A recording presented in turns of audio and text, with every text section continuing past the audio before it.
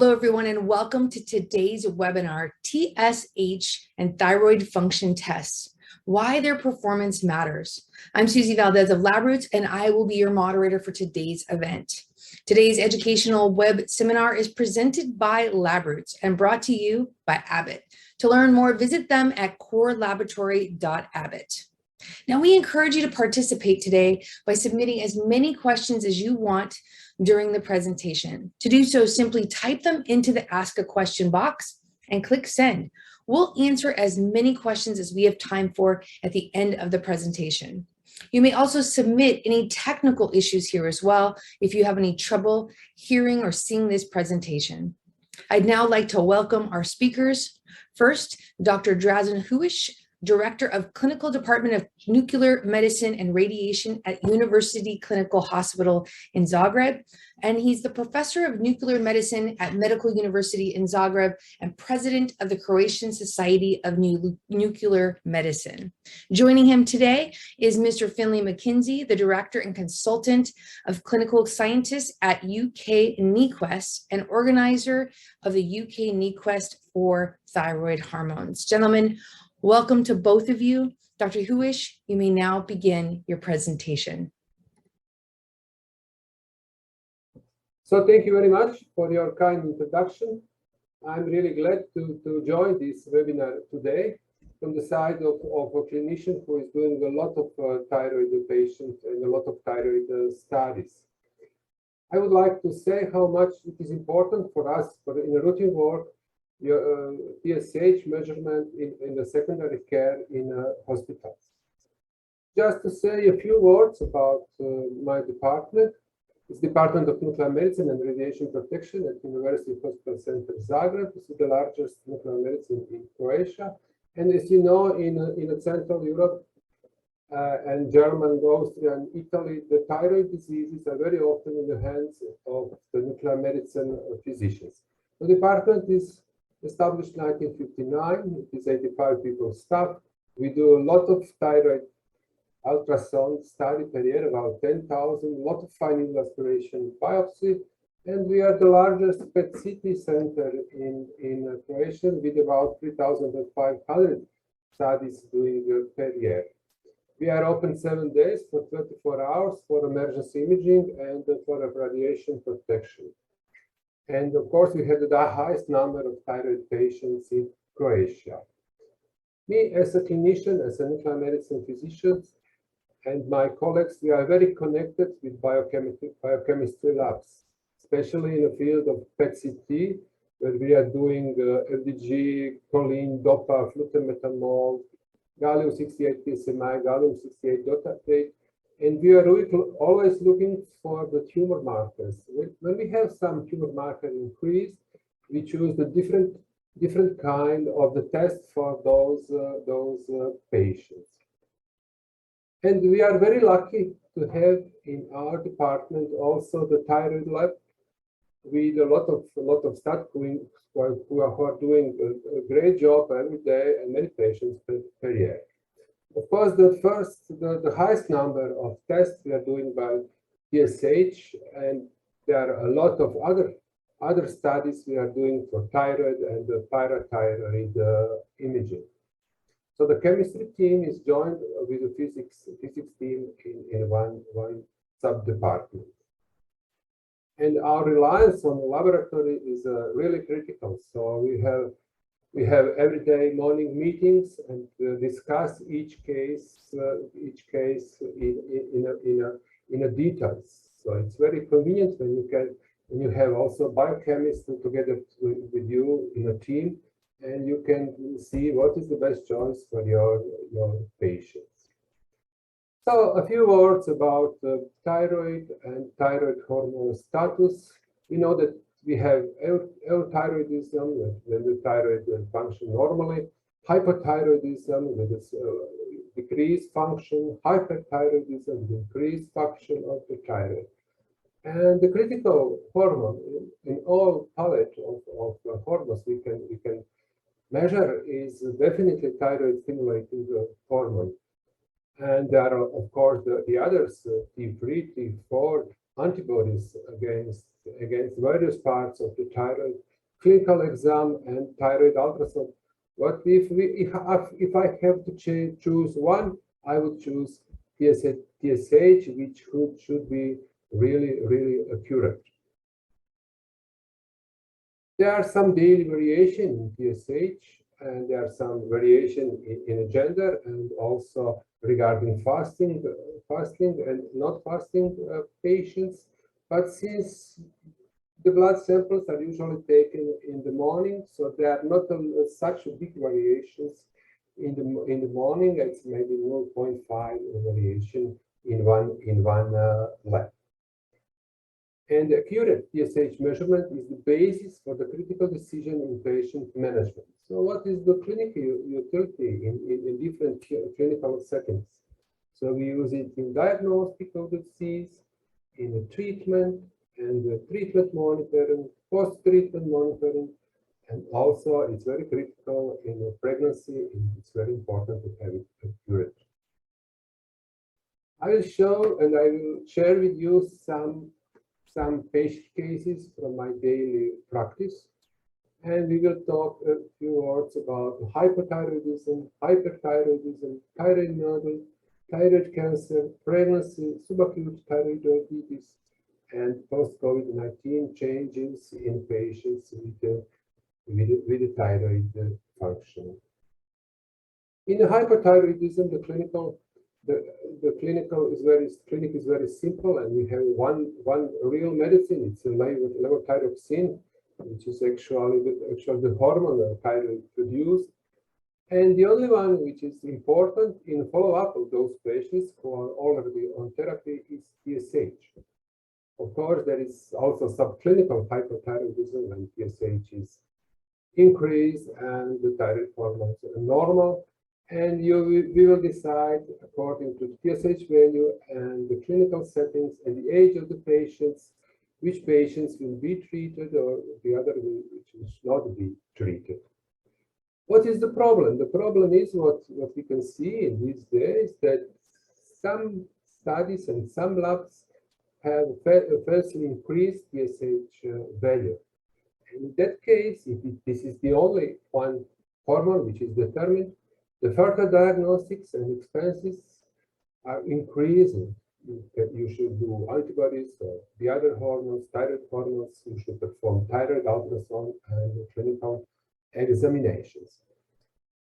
So these are the moments of hyperthyroidism, and you can see what is important. On the left, this is a normal thyroid function, and there is TSH normal, FT4 normal, subclinical hypothyroidism with slightly elevated TSH and FT4 normal, primary hypothyroidism, which is real hypothyroidism with high TSH and low FT4 level. But we can't forget, and we shouldn't forget, also the central hypothyroidism or euthyroid 6 syndrome in very sick patients and older patients, when TSH can be normal or low and FT4 is low.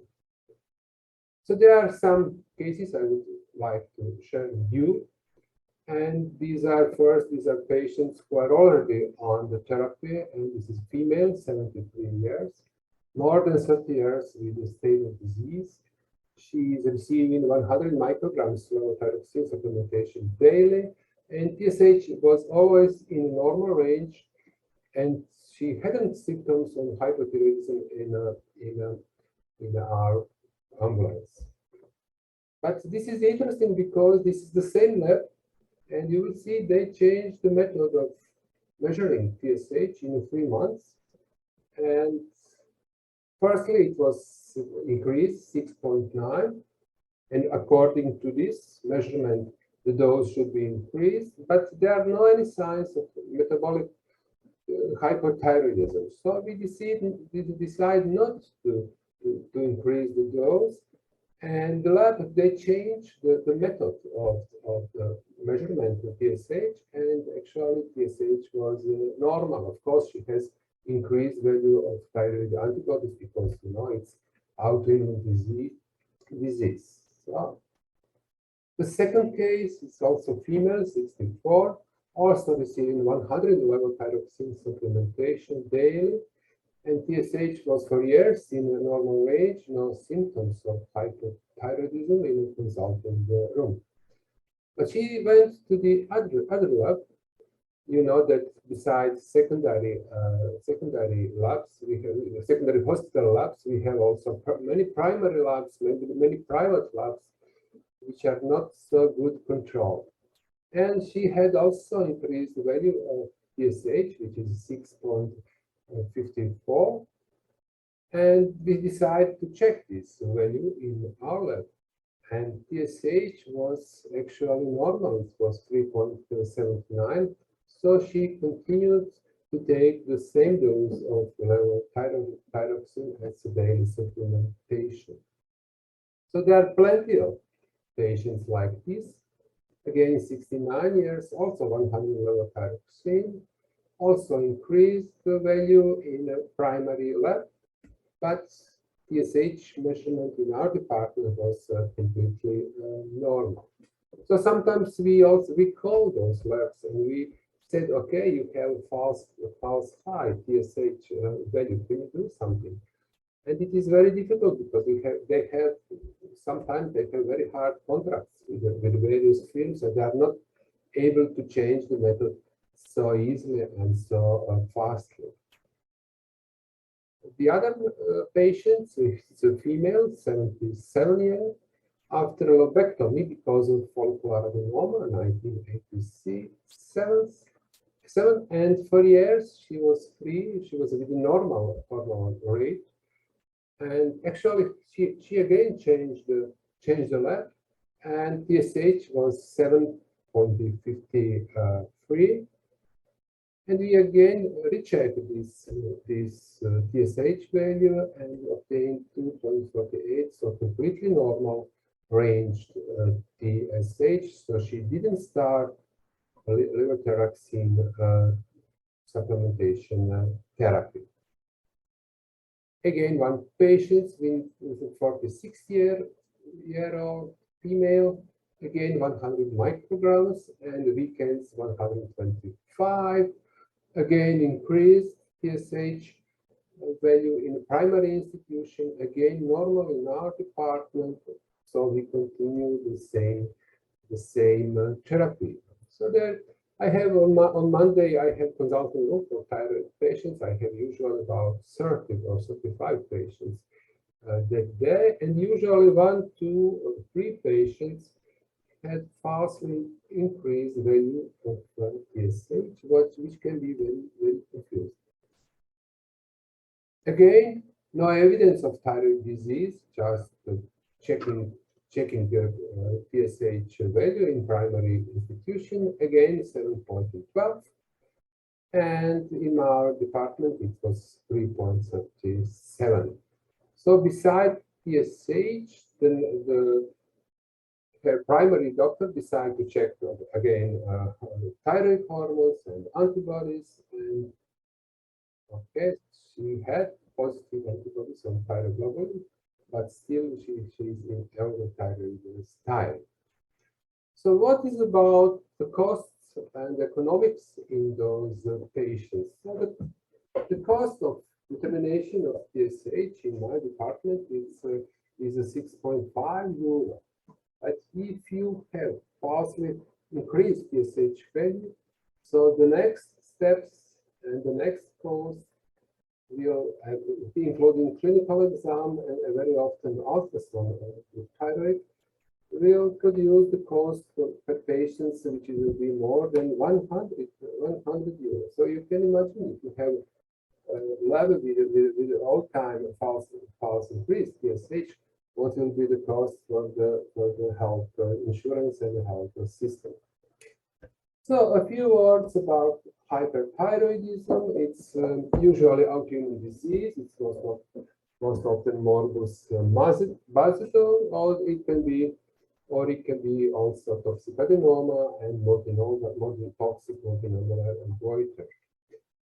Also normal value, also increased the hormone values, and decreased TSH with a positive TSH antibody, it suggests Graham's hyperthyroidism. If TSH antibodies are not positive or they are negative, so the other causes of hyperthyroidism should be considered. Of course, those patients go from ultrasound, and you can also, by doing ultrasound, resolve which form of hyperthyroidism this patient is suffering from. So why TSH and thyroid hormones are so important in the follow-up of patients with hyperthyroidism? We have metamazole and propylthiouracil, which are both thyrostatic medicine. And usually in presentation, we have decreased TSH and increased T4, and we start with a particular dose of the medicine. In the first control, FT4 goes to the normal stage, and TSH is still decreased. So we decrease the dose of the medicine. And in second control, TSH is going up over 1, and we also decrease the dose. And when TSH is 2 or higher, we can finish our treatment of patients with hyperthyroidism. So it's also critical to control therapy in those patients. What about thyroid nodule? You know that thyroid nodules today are very often on ultrasound. Almost 50% of patients will present with some nodule in thyroid.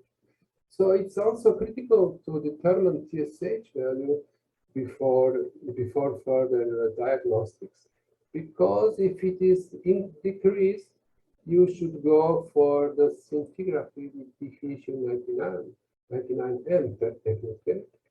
And if the patient is presented with toxic goiter, there will be no need for fine needle aspiration biopsy.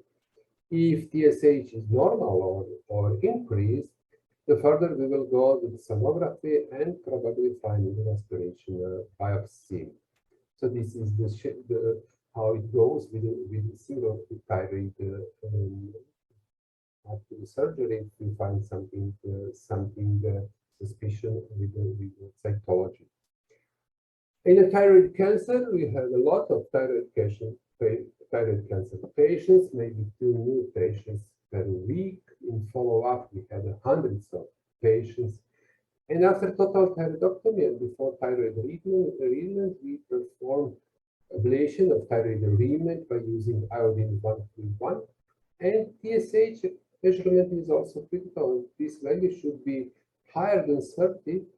And so it means this patient is very good prepared for the iodine treatment.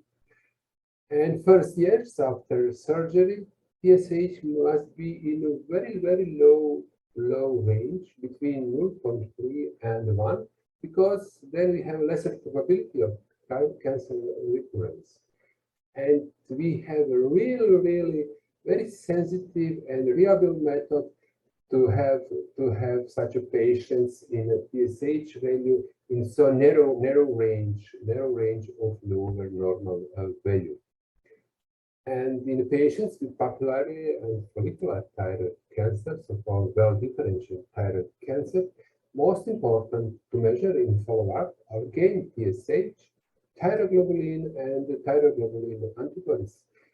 Thyroglobulin is a tumor marker, and if thyroglobulin antibodies are increased, thyroglobulin is not so accurate in follow-up of these patients. So we must have also very precise and accurate methods for that. Pregnancy today, it's a topic we are talking a lot about, and it's easier to get pregnant if TSH is up to 2.5 female international units per liter, because, and it is very important that the mild development brain of molecules also may be present in children born to women who have untreated hypothyroidism during the pregnancy. So this hypothyroidism, very small or not so expressed, should be detected. And they are very important reproducible results and no discrepancies between the lots. And there are also some rules about follow-up of hypothyroid pregnancies. So they are by American Thyroid Association guidelines. In the first trimester, TSH should be up to 2.5. In the second, the same. And in the third trimester, TSH should be up to 3. And thyroxine requirement frequently increase during pregnancy up to 25 to 50%.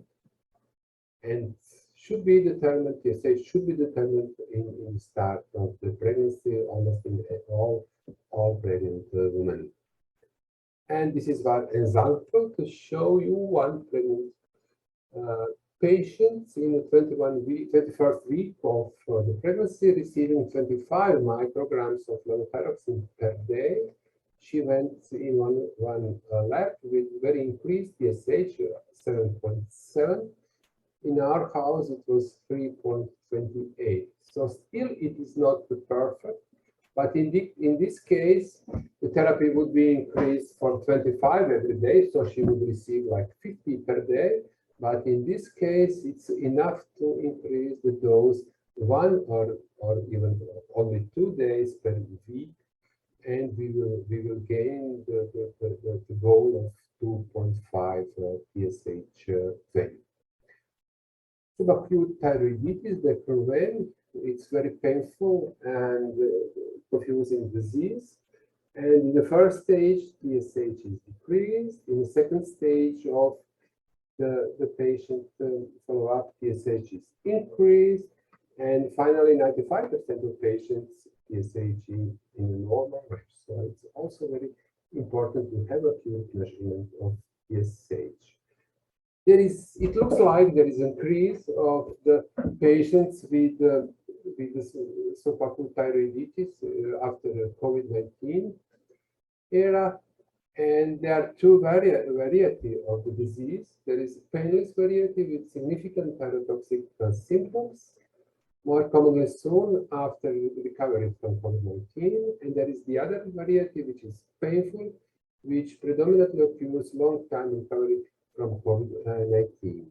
What is important to say? It's important to say that every patient with COVID-19 should be closely monitoring for thyroid function testing at least 6 months following recovery of the disease. So that's all. With a photo of my staff, I would like to thank you for your attention, and I'm free if you have some questions for me. Thank you very much. And thank you, Dr. Huić, for that presentation. I'd now like to welcome Mr. Finlay MacKenzie, our second presenter.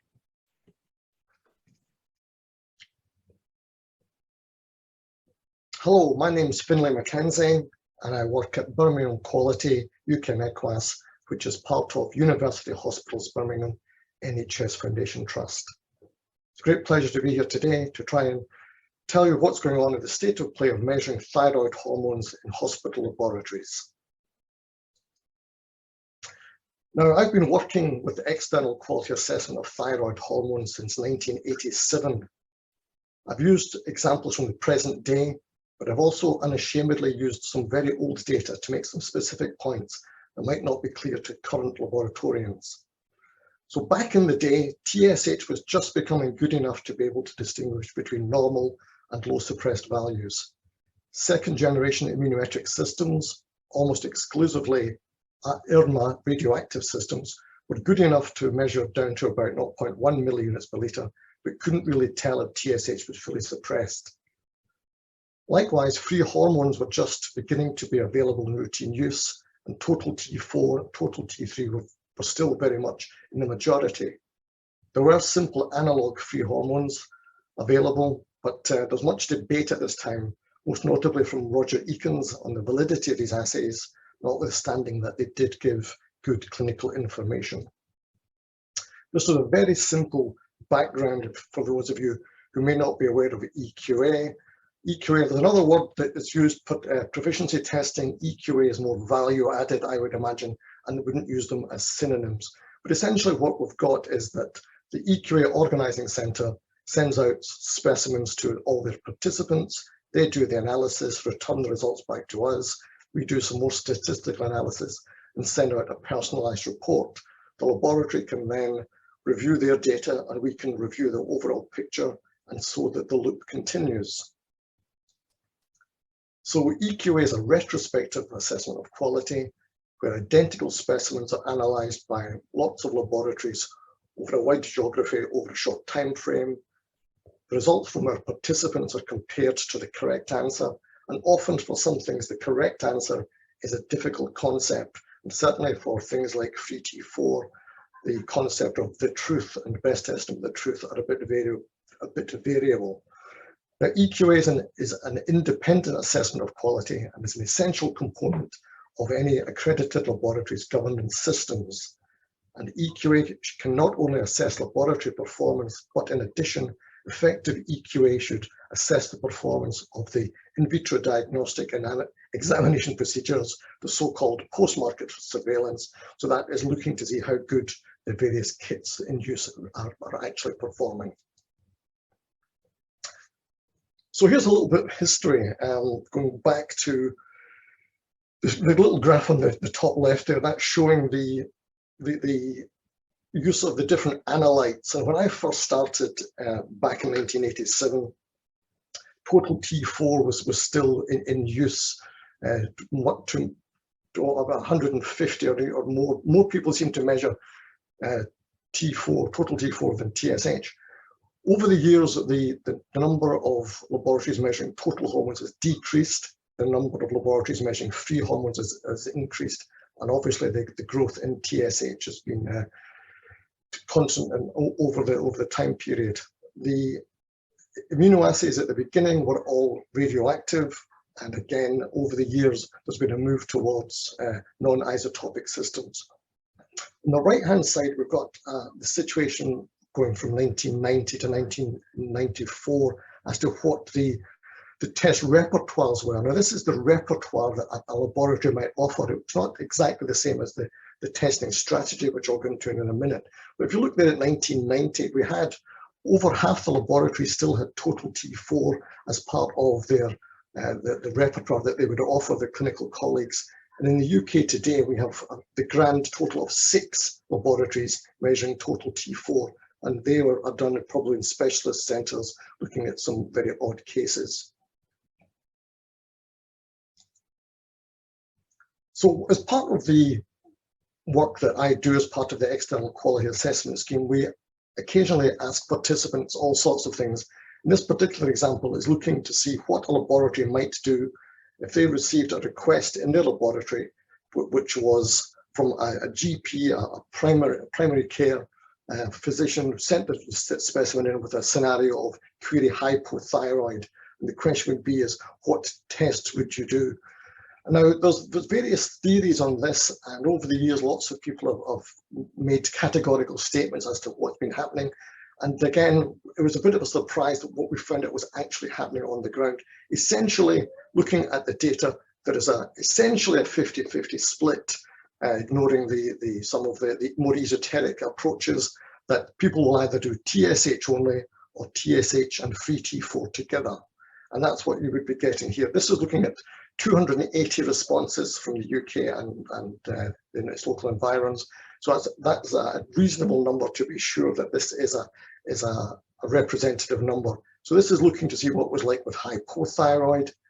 If we ask the same question of query hyperthyroid, in fact, the results are pretty much identical. So we've got this 50-50 split between TSH only and TSH and free T4. So I don't think that even though there are guidelines out there, the UK has lots of guidelines that get rehashed every few years or so. Certainly the Americans have got them across Europe. There are various versions, but it's a question of there's never been the definitive statement as to what one should do. And again, I think that there may have been a bit of a surprise that the split was still 50-50.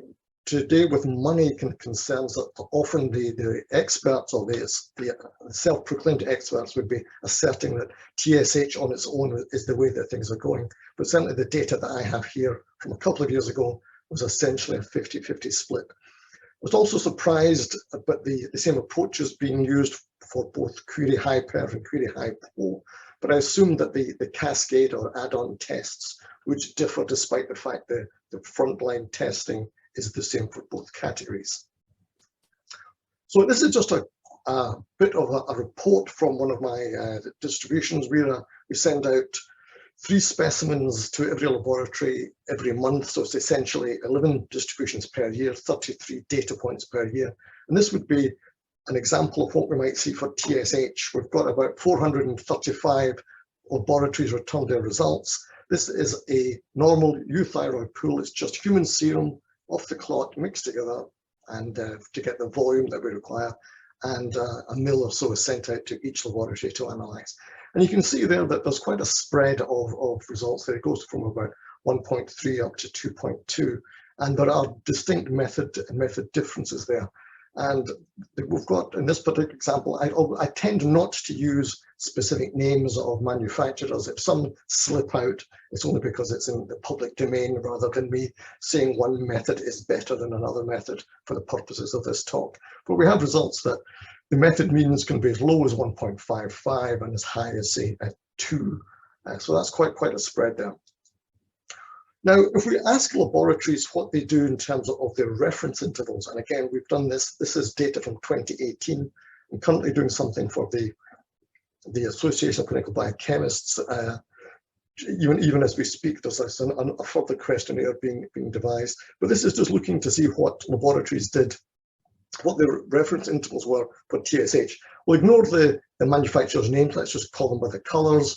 So the major player in our scheme is the green method with the red method, and now it's going to be red methods in sort of second place there. But essentially what this is, we've got 270 responses across the x-axis and the concentration up the y-axis. And this is a whole series of 270 lines going from the low end of the reference range to the high end of the reference range. And the data has been ranked from the bottom, the low end of the reference interval. So we can see here that there's a sort of block. You can see that people will be using the manufacturer's recommended instructions for use kit insert values, but a very large percentage do not do that. So I'm looking at the red one there, the bottom end, it does vary quite a little bit, and the top end certainly varies. For the green one, looking at it, at the bottom, the people at the very left of the green, they seem to have the widest reference intervals, going from a low starting position to quite a high ending position. The ones in the middle there look as if they're using the kit insert values, as I said, but at the end there, you've got some TSHs that are much higher. So laboratories will set up and use their own reference intervals. There's a number of ways of doing it, whether it be by trying to use clinical specimens, working out that way by selecting a cohort of patients that are well clinically defined, that don't have antibodies, that don't have this, don't have that. That's a very difficult thing to do. Looking at big data, trawling databases of results that come through the system, that's probably a better way of doing it. But again, no one really agrees with the best approach. If we contrast that with free T4, this is results on essentially the same specimen as that TSH one. And there's 5 major methods were in play at this time. And the overall spread of the histogram is quite a flat topped histogram. But any individual methods have their own set point. So this is the 5 methods just listed from left to right in increasing concentration. So the overall spread there goes from about 9 to 18 is a sort of spread, and that essentially is the same as some people's reference intervals. So there are definitely method-specific ranges here going on. And if we look and see what laboratories are actually using for their reference intervals, you can see that it's a much wider spread of people changing things than it was for TSH. So the red ones, in fact, you probably guessed that that's Abbott. The ones on the left, the red ones, are probably agreeing on what the bottom level was, but at what the top level is certainly changes, goes from as low as about 19 up to about 24 at this time point. Likewise, the green method, there's people starting as low as 8, going as high as 26, the majority of them using the kit insert of about 12 to 21 now. So the laboratories will and do choose different reference intervals. They will not just stick with the manufacturer's kit inserts. And just for the completeness, I'm showing what's happening with free T3, which is probably one of the more technically demanding of the assays, and it's one of the sort of bellwether assay for how instrumentation is performing at times. But again, we do have very big method-related differences there. I'm going to dwell a little bit on thyroid function assays and whether or not they're fit for purpose. I've done a little bit of work over the 35 years I've been doing this. Now, I tend not to get too much involved with this sort of thing. There's a lot of work happening way back in the day when the sandwich assays first came out, and when free T4 which has come out. There's a lot of work there, and I'll come on to mention some of that. But at the moment, I'm looking more at what's actually happening on the ground, not what the theoretical situation is, but what's really happening there. So this was a paper that a colleague, Jeff Beckett, and I wrote some while ago, and it was just looking at to see whether or not the numbers and the reference ranges match the assay bias, and you can imagine that they did not. So how much has changed since 87? Well, going back to what I said before, we had these the old radioimmunoassays, competitive assays, where you had a functional sensitivity that was only as good as between 1 and 2 millunits per litre. When the sandwich assays came out, they were called high sensitive TSH assays, and it really did revolutionize the approach that the way the laboratories did thyroid function testing. And again, I think the UK was probably at the fore on this, probably because the Americans, perhaps correctly, were not so keen on the free T4 assays that were out at the time. So there's been some attempts to tidy up the nomenclature to look and see what a first, second, third generation assay is. But these are the sort of recommendations that we have. And again, at one point, there was a big push from the manufacturers to say that their assays were second generation or third generation or whatever. And we were having people saying they were 2.5 generation, very odd situation. But essentially, all systems that are in routine use now are third generation or better. And there are some research assays that are even much more sensitive than that. Just to reiterate then, this is the sort of numbers we're talking about. Even there, the agreement's a bit off, but it's first generation, second generation, third generation. They're ultra sensitive or sensitive. And if you're in France, I believe it's ultra sensible. This was one of the ways of looking to see if a TSH assay was good enough to be used clinically as a first-line test. And it was looking to see what the proportion of laboratories that still reported a numerical value above 0.1 millunits per litre on a sample that did definitely contain less than that. And you can see that back in the day, around about when I was starting doing this in 87, there was more than 20% of laboratories would still be reporting numerical values that were too high. And earlier than that, when the old RIAs, the first generations, you're talking about almost 40% of laboratories couldn't get down to these levels. As time goes on, we're down to essentially zero, and I'll show later that certainly at the moment in 2022, all of laboratory assays are good enough and much better than this. But just look, this is a bit of a retrospective view, just so that you're not seduced into thinking that it was always this easy. Nowadays, what you can buy and large, are very good assays. Back in the day, it wasn't so good. So what we've got here is a graph on the y-axis. We've got the concentration of TSH. Along the x-axis, we've got the different methods, and there are each individual dot or symbol is a result from an individual laboratory. I'm looking here, and I've circled in purple the cutoffs that laboratories are using. So over here, there was this, for this method, some laboratories were using a cutoff of 0.05, others at 0.3, others at 0.1. Different systems from the same manufacturer had the same sort of picture. Some users of this method had less than results of 0.1, yet other people using the same system seem to be producing numerical results of less than at different values, and so it goes. I'll quickly show you a quite complicated slide here, so please don't be overawed by this. This is 3 specimens that starts off with a stripped serum or a suppressed serum, adding a little bit more TSH and adding a little bit more TSH. And the idea of this experiment is that you're looking to see whether or not the method that you're using, the results come back in a tight cluster. So I'm looking here at a tight cluster of results. So that's what you want to see. You want to make sure that everyone who uses that method is getting the same results. So some methods have got more of a smear, they cover quite a wide concentration range. The precision is not great.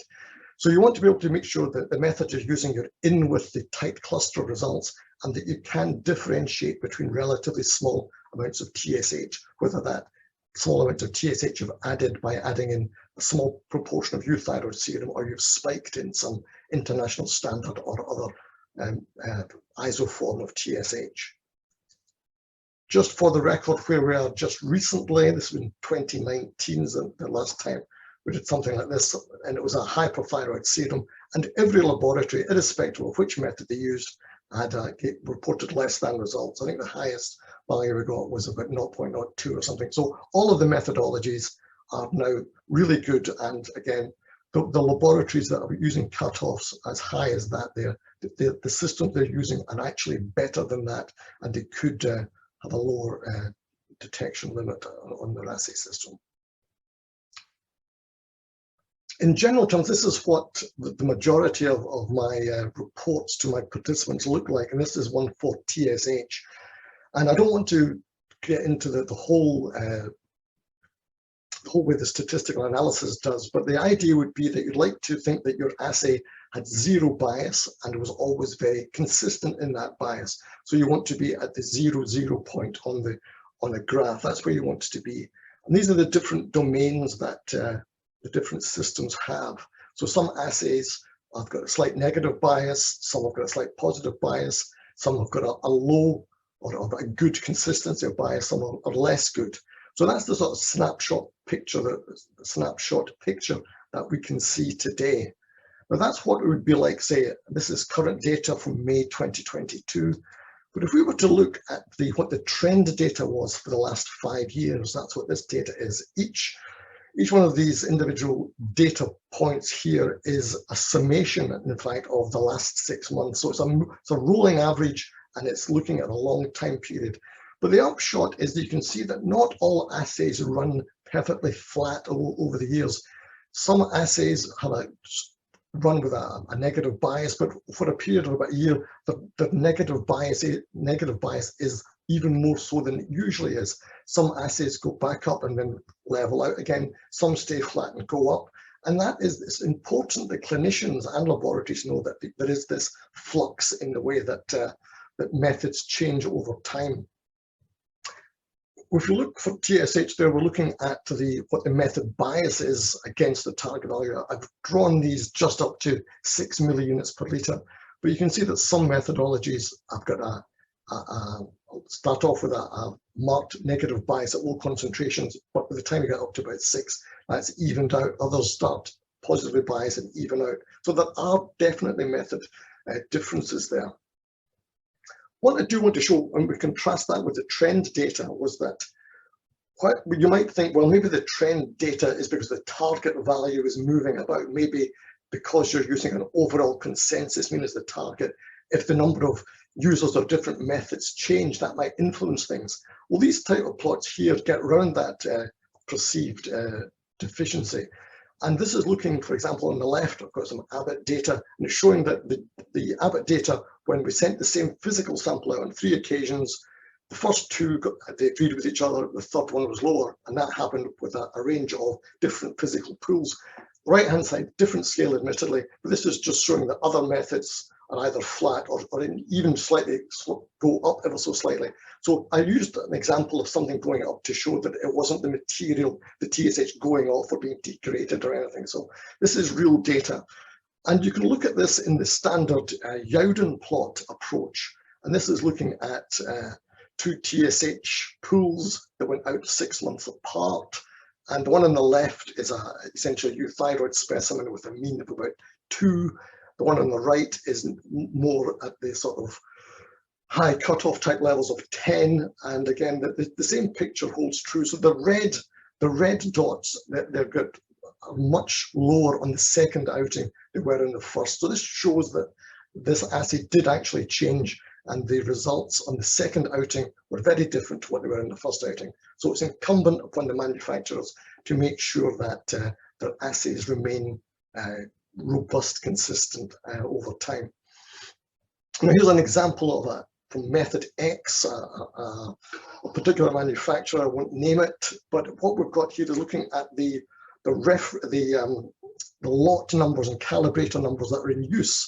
So this dotted line across the screen is the method mean for method X, and you can see that the pink results there, all of the users of that combination are lower than the method mean. The orange one, the majority are lower than the method mean, and for the grey combination, the slight majority are above the method mean. So it's important that lots and batches are consistent, and again, it can be a bit problematic for the poor end user. Now here's an example of showing, this is actually some Abbott data, but it's the general principle. We had the potential of having 73 users of this method. We only got responses from about 20 laboratories, because it is a very difficult thing to do. It's very time consuming and laborious to try and get this information out and feed it back to us. And any data that we do get, we're very grateful for. But what this shows me that out of 19 responses, there were 12 combinations of reagents and lots. So I think, I'm not saying which one's right or which one's wrong. I'm just showing that there is a large combination even within this group. And I would imagine that the manufacturers now, one of the big pushes and drivers going forward is to try and increase the shelf life of what they've got, and to fewer lots of reagents being out in the field at any one time. This is a graph for the purists. I won't dwell on it very much, only to say that it's something we do need to take note of, that the international standard for TSH is a pituitary-derived material. I think it was actually made in Birmingham by some of my colleagues about 30, more than that, maybe almost 40 years ago now. But the upshot is that on native endogenous specimens, the relationship between methods is fairly constant. That's not to say they don't differ from each other in terms of bias, but the relationship's constant. The problem is that some TSH preparations that were thought might be used as an international standard, they actually showed the same good relationship, but they weren't used as the standard. But what we have shown is that the second international preparation and the third international standard is essentially the same material ampuled out in different amounts. They actually do show quite a difference between the average bias on endogenous material and on this material. So although you need something as an anchor, using the current international standards might not be as good as you might think. Now, if you thought TSH was a bit complicated, I will now go into the science of free hormones. Now, one of Roger Ekins, I mentioned this guy's name, Roger Ekins. He was the chap who essentially invented immunoassay. He never did get the Nobel Prize for it, but I think he certainly was an intellectual thinker. And when he mentioned things, people sat up and listened. But the point that Roger Ekins was making, and I mentioned this back in 1986, because it was almost on the back of this work that he did that I decided to try and come to Birmingham and work with the UK NEQAS service. So it made a big impact on me personally. So what he's saying here is that the kits are marketed on the basis of two things. They measure free T4 and they're diagnostically useful. And he's asserting that just because you've got one, it doesn't mean you've got the other. He was of the opinion that some of these assay systems, while they did give diagnostically useful information, they did not, and they could not, by all sorts of theoretical reasons, measure free T4. So that's something to think about. And again, I think in the States, we were calling some of these free T4 index rather than free T4 as an analyte, more of a measurand if you want the jargon.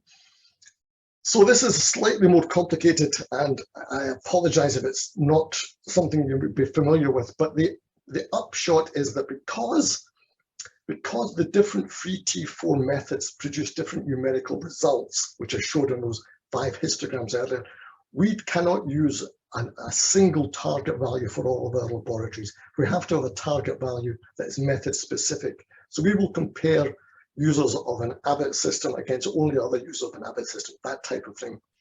And the spread of results that we get is very, very tight.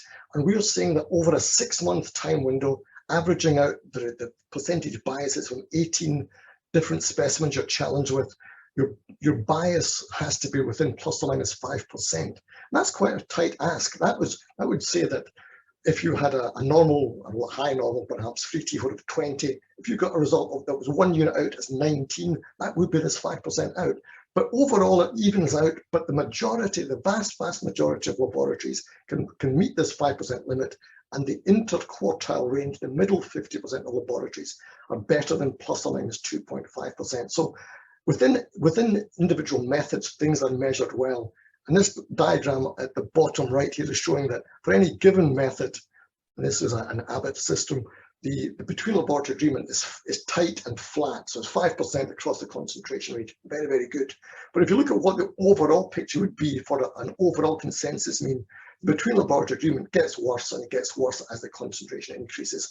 And it's for that reason, amongst others, we do not use the overall consensus mean as a target value.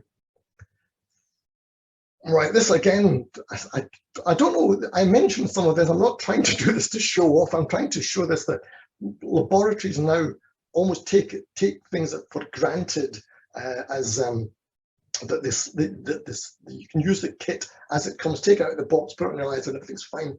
What this is looking at, the effect of diluting a euthyroid specimen in some non-ionic buffer. In this case, it's Heaps buffer.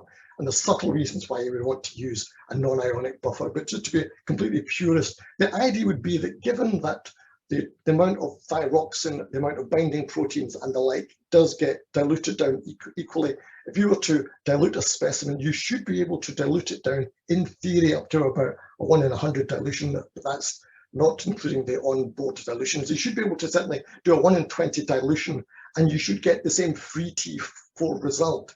Your total thyroxine will change, it will drop. If you dilute it, your TSH will drop, but your free hormone should stay the same when you do a dilution for all sorts of theoretical reasons. And most of the assay systems, they don't really do it. They get pushed towards the end, but over the sort of range, they're better than they used to be. Some of the first assays dropped like a stone. They did not measure free T4. The sad thing here, perhaps, is that one of the equilibrium dialysis methods, a putative reference method, their results also did drop when you do the dilution. And the interesting thing is, and we'll come back to this in a minute, the absolute numerical value that you get in the equilibrium dialysis systems tends to be much higher than any of the field methods. I'll just quickly look at free T3 for completeness. The same system applies. Some methods look as if they are genuinely measuring free T3. The results are flat. Other ones drop ever so slightly. I mentioned before that free T3 was a difficult assay to measure, and this is ancient data now. It's 15 years old, but it was true at the time. Even the big manufacturers, the big international companies, could not get assays that worked. Got a good example on the left-hand side here. And again, I apologize, you might not be familiar with all of the statistics we do, but take it from me that a nice tight cluster is what you want to be. So a nice tight cluster for this system for free T3 is what this method got. Given that we were comparing people only against the user of that method, it should be relatively easy to agree because it's a method mean we've been compared against. This method on the right, no one agreed with each other. So there were 30 users and they did not agree with each other. So the method mean was pretty pointless as well. So, and that was only 15 years ago. To sort of round up now, I was involved a little bit back in the sort of 2012 to 2017, looking at some thyroid work with the IFCC. Now, Linda Teampont's laboratory, or she personally and her laboratory subsequently, has always been big in free T4 measurements. So a real expert, a genuine expert in all of this. And we looked at some work on how we might harmonize and standardize some of these assay systems. And again, the work's still going on from her laboratory, and the current IFCC chair is Hubert Vesper from CDC. But the upshot seems to be that for TSH, the relationship between methods was deemed to be sufficiently close and consistent that with the use of a factor obtained measuring a cohort of clinical specimens, you could get very good agreement between the numerical values. So with that little bit of a tweak and a fudge, you could actually get TSH numbers that were very, very similar. And that's not to say that for all the reasons I mentioned earlier, that with isoforms, you might get different results with standards and international standards or whatever, and there are different isoforms out there. So that is a caveat there. Okay, the next analyte that the IFCC committee was working on was free T4. Now, the reference method for free T4 was essentially in two parts. The first part was separating the bound and free, and that was using an equilibrium dialysis method. That was optimized on theoretical grounds. Now, the second part was the ability to measure this very low concentration of thyroxine that was in solution, and that was trying to measure things in picomole per liter concentrations. So we were doing that via a traceable mass spec system. Now, unfortunately, the relationship between the methods wasn't as good and clear-cut as seen for TSH. The big practical problem was that the values that the reference method procedure obtained were numerically much higher than any of the field method immunoassays currently in use.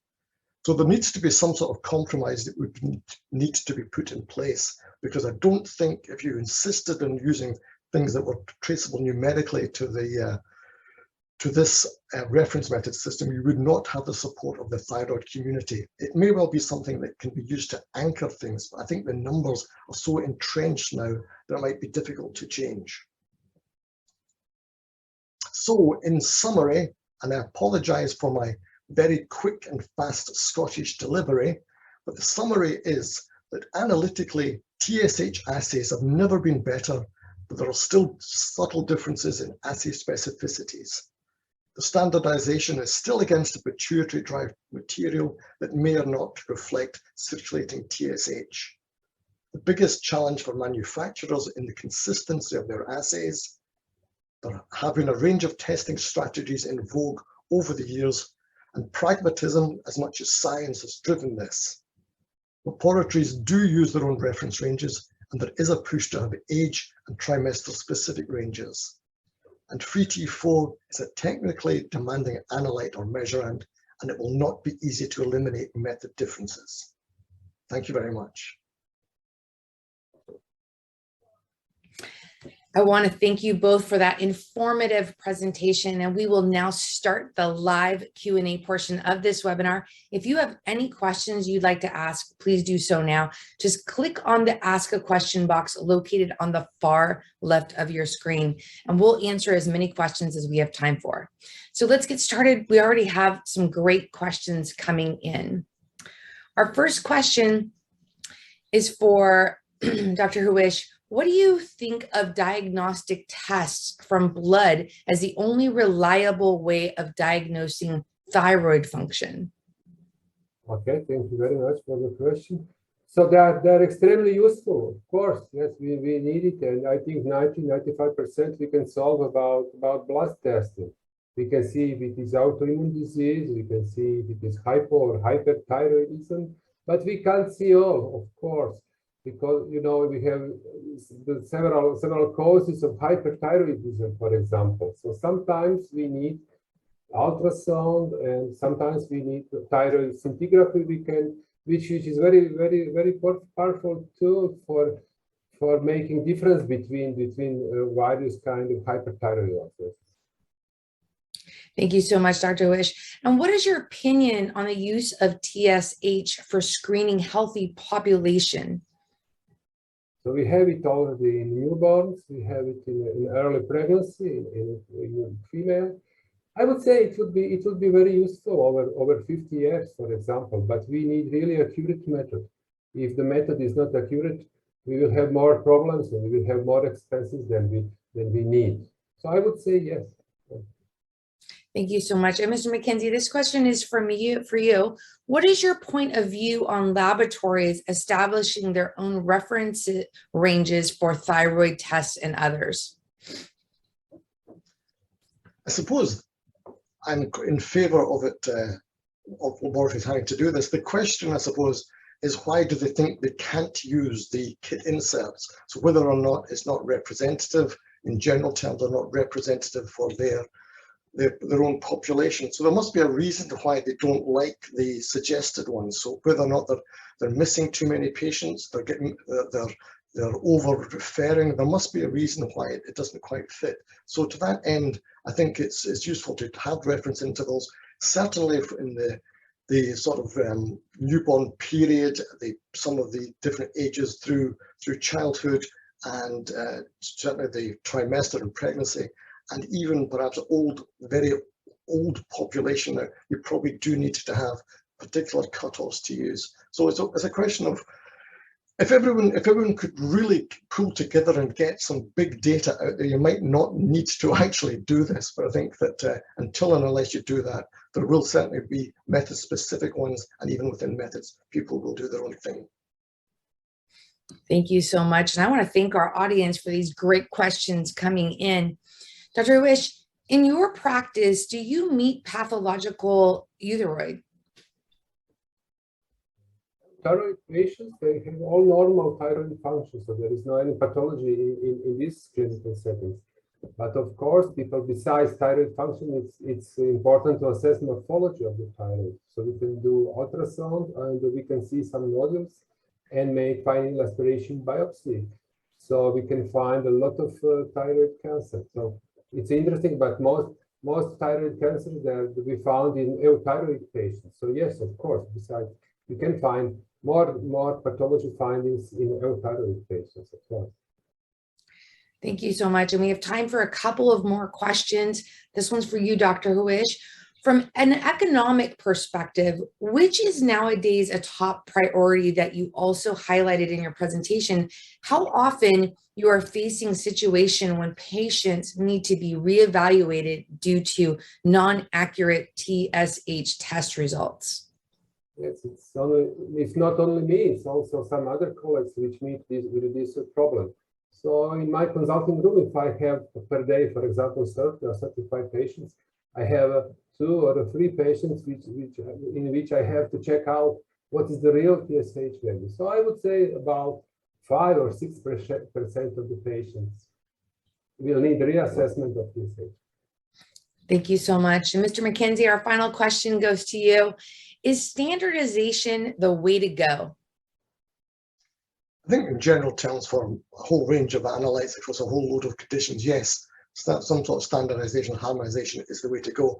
I think the point I was making about TSH, I think that's almost a done deal now. I think there should be no real differences going forward. Free T4, because it's not really it's a strange beast, is Free T4, and the absolute difficulty of trying to measure something that's in equilibrium at 0.1% bound, or free rather, it's a very difficult thing to do. So there's going to be challenges with that. But I've been at it for 35 years. I've got a few more years in me yet. But that's the whole rationale of what I do. My job is to try and get harmonization and consistency within methods. I'll try a bit harder. Gentlemen, I want to thank you for your presentation today. Would you like to provide any closing remarks before we go? Dr. Huić, I'll start with you. So the biochemistry lab is really important in our daily work, as I said, and especially in a thyroid diseases. And I'm really happy that we have very good lab in our department. Thank you very much. Thank you. And Mr. MacKenzie? Yeah, I think sometimes the tests, there's a difference between measuring what's there and whether or not it's in a state of change. Sometimes getting the testing interval right, you want to let the treatment settle down. You want to know when someone started on thyroid treatment, for example, when do you do the retesting? So you can get the numerical result correct, but whether or not the patient's in a steady state, that's one of the issues really. Absolutely. And I want to thank you again, both of you, for your time today and for your important research. And I'd also like to thank LabRoots and our sponsor, Abbott, for underwriting today's educational webcast. And before we go, I want to thank our audience for joining us today and for their interesting questions we did not have time for today, and those submitted during the on-demand period will be addressed by our speaker via the contact information you provided at the time of registration. And this webcast can be viewed on demand. LabRoots will alert you via email when it's available for replay. We encourage you to share that email with your colleagues who may have missed today's live event. Until next time, everyone, take care, be safe, bye-bye.